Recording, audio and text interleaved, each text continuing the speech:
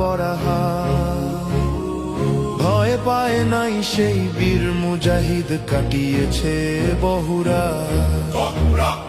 বিনের তরে শোয়েছেন তিনি অকথ্য সব ঘৃণা,